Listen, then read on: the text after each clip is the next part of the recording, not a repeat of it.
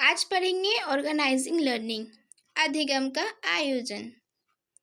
देखिए question number 1 है, शिक्षण अधिगम प्रक्रिया का मुख्य उद्देश्य क्या है? ऑप्शन ए, अधिगम के अवसर प्रदान करना।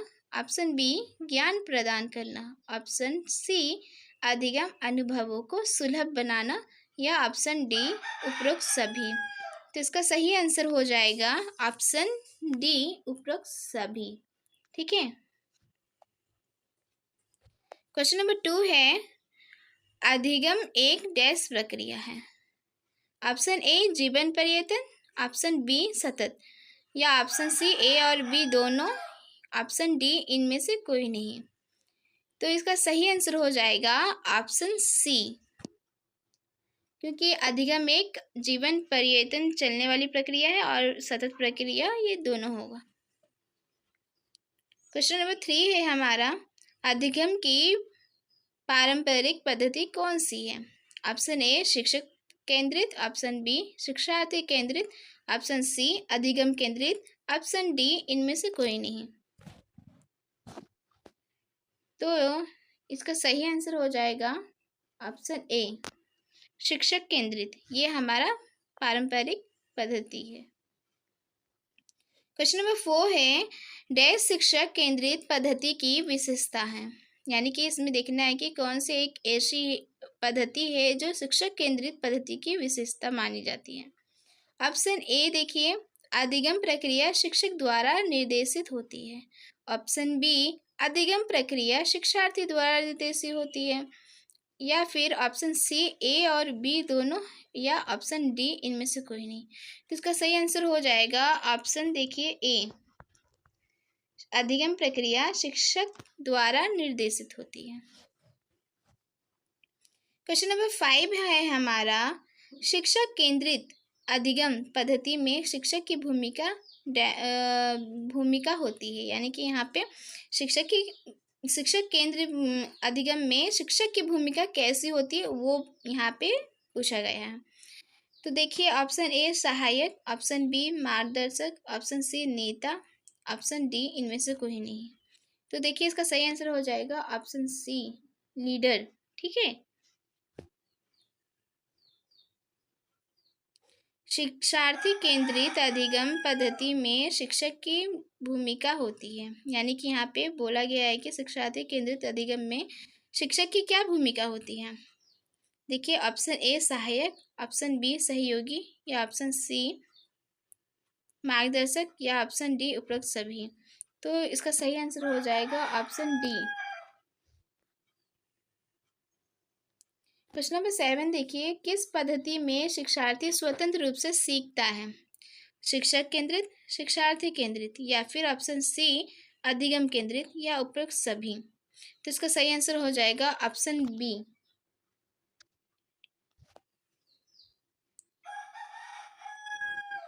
क्वेश्चन नंबर 8 देखिए, कौन सी अधिगम पद्धति लचीलापन पर आधारित है? शिक्षक केंद्रित। या फिर ऑप्शन बी, शिक्षार्थी केंद्रित। या ऑप्शन सी, अधिगम केंद्रित। या ऑप्शन डी। जैसे कि आप देख रहे हैं, इस क्वेश्चन का सही आंसर होगा हमारा ऑप्शन बी। क्वेश्चन नंबर 9 है हमारा, कौन सी पद्धति रचनात्मक को बढ़ावा देती है? देखिए इसके ऑप्शंस। ऑप्शन ए, शिक्षार्थी केंद्रित। ऑप्शन बी, अधिगम केंद्रित। या ऑप्शन सी, ए और बी दोनों। ऑप्शन डी, इनमें से कोई नहीं। इसका सही आंसर हो जाएगा ऑप्शन सी, शिक्षार्थी केंद्रित। और हमारा ऑप्शन बी, अधिगम केंद्रित। ये दोनों ही सही हैं। क्वेश्चन नंबर 10 है, शिक्षार्थी केंद्रित पद्धति में निम्न में से क्या शामिल होता है? देखिए ऑप्शन ए, रुचि। ऑप्शन बी, क्षमता। ऑप्शन सी, आवश्यकता। या ऑप्शन डी, उपरोक्त सभी। तो इसका करेक्ट आंसर हो जाएगा ऑप्शन डी, ये सभी। ये सभी एक शिक्षार्थी केंद्रित जो पद्धति है उनमें ये सभी शामिल होती है। रुचि भी होनी चाहिए, क्षमता भी, आवश्यकता भी। ठीक है। क्वेश्चन नंबर 11 देखिए, शिक्षार्थी केंद्रित पद्धति के मुख्य घटक कौन से हैं? ऑप्शन ए, गत्यात्मक। ऑप्शन बी, लचीलापन। या ऑप्शन सी, तो इसका देखिए सही आंसर हो जाएगा ऑप्शन सी, ए और बी दोनों। क्वेश्चन नंबर 12 है, कौन सी अधिगम पद्धति इंद्रियों के समन्वय को प्रभावित बनाती है? तो इसका सही आंसर होगा ऑप्शन सी, ऑप्शन ए और बी दोनों, जैसे कि शिक्षार्थी केंद्रित और अधिगम केंद्रित। क्वेश्चन नंबर 13 है हमारा, छड़ी बचाओ बच्चा बिगाड़ो किस पद्धति से संबंधित है? देखिए इसकी ऑप्शंस, शिक्षक केंद्रित, शिक्षार्थी केंद्रित, अधिगम केंद्रित या ऑप्शन डी इनमें से कोई नहीं। तो इसका सही आंसर हो जाएगा ए, शिक्षक केंद्रित।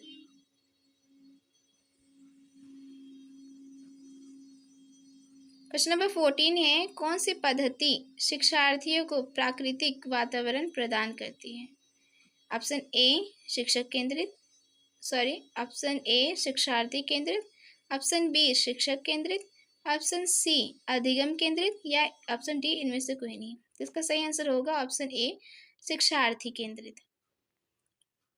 देखिए क्वेश्चन नंबर 15, कौन सी अधिगम पद्धति विभिन्न शिक्षार्थियों के लिए अधिक लचीली होती है?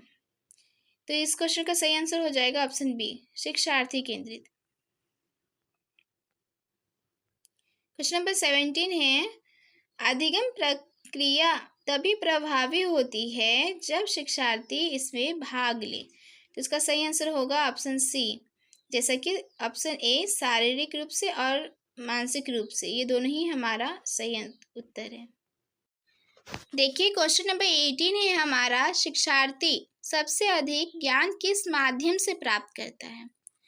ऑप्शन देखिए, ऑप्शन ए में दिया है सुनकर, या ऑप्शन बी करके, या ऑप्शन सी बोलकर, या ऑप्शन डी देखकर। तो इस क्वेश्चन का सही आंसर हो जाएगा हमारा ऑप्शन बी करके, यानी कि जो एक छात्र होता है वो करके जल्दी सीखता है। ठीक है,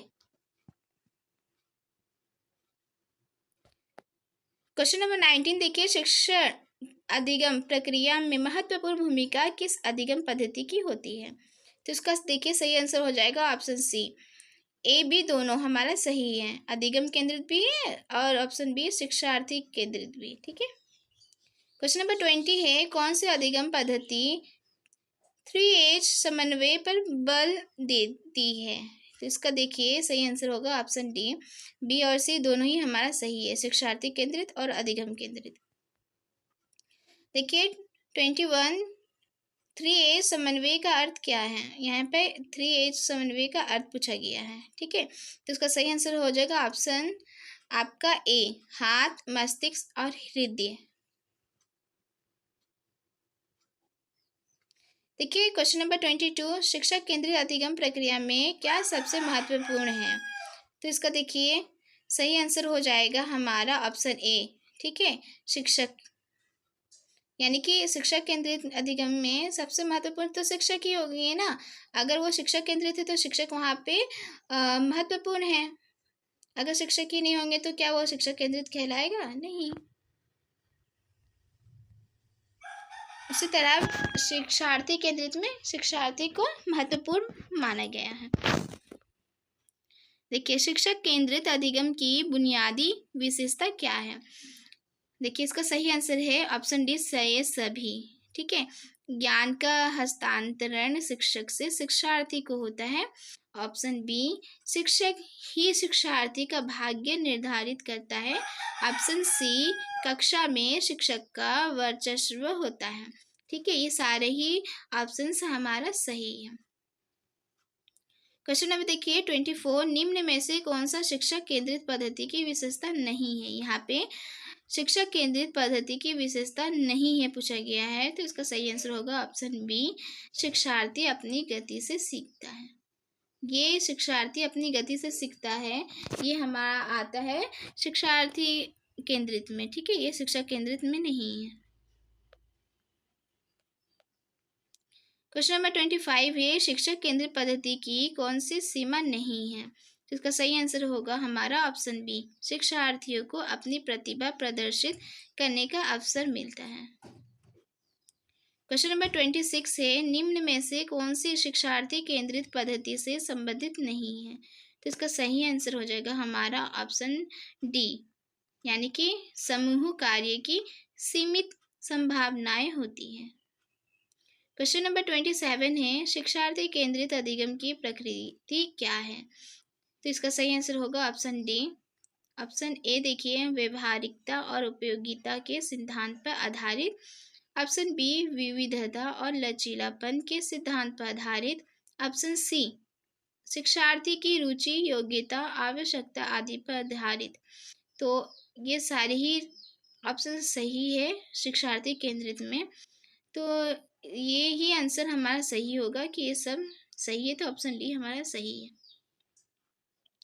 क्वेश्चन नंबर 28 देखिए, निम्न में से कौन सी शिक्षार्थी केंद्रित अधिगम की विशेषता नहीं है? तो इसका सही आंसर होगा ऑप्शन बी, कठोरता। ठीक है।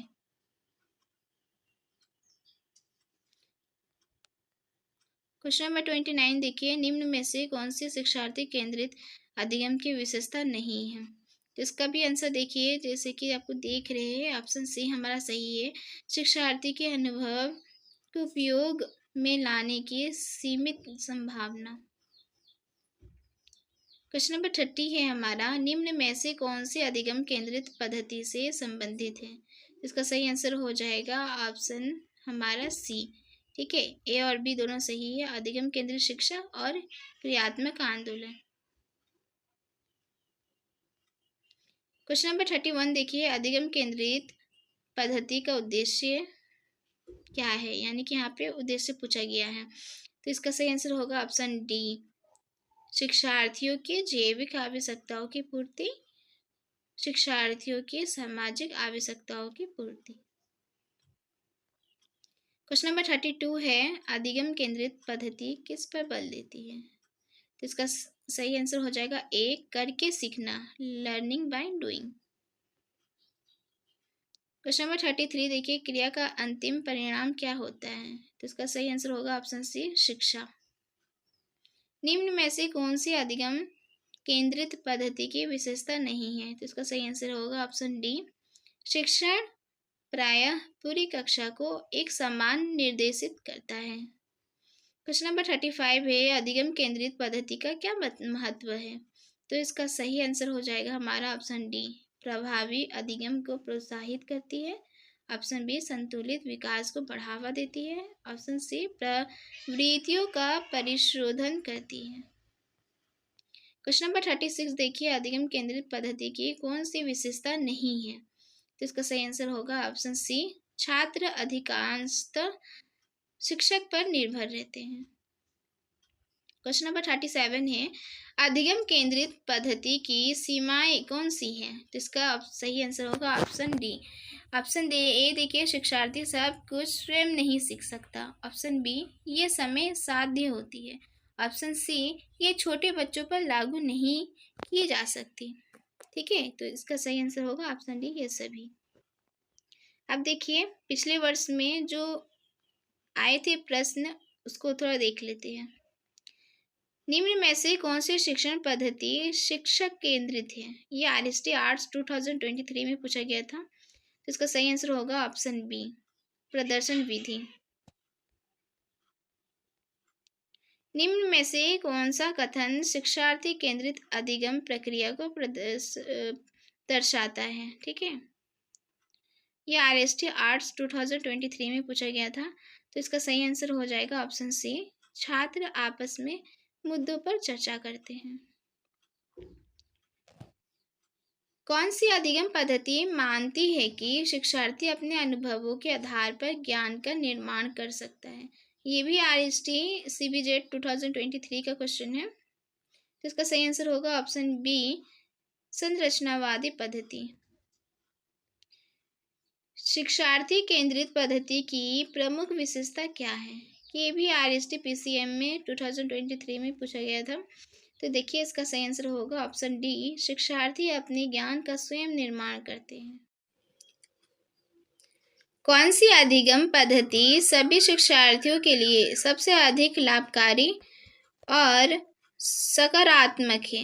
SSB TGT arts and PCM 2024 में ये प्रश्न आया था, तो चलिए इसका आंसर देखते हैं। इसका सही आंसर हो जाएगा हमारा ऑप्शन बी, शिक्षार्थी केंद्रित। देखिए नेक्स्ट प्रश्न, शिक्षक केंद्रित पद्धति में कक्षा शिक्षक की भूमिका क्या होती है?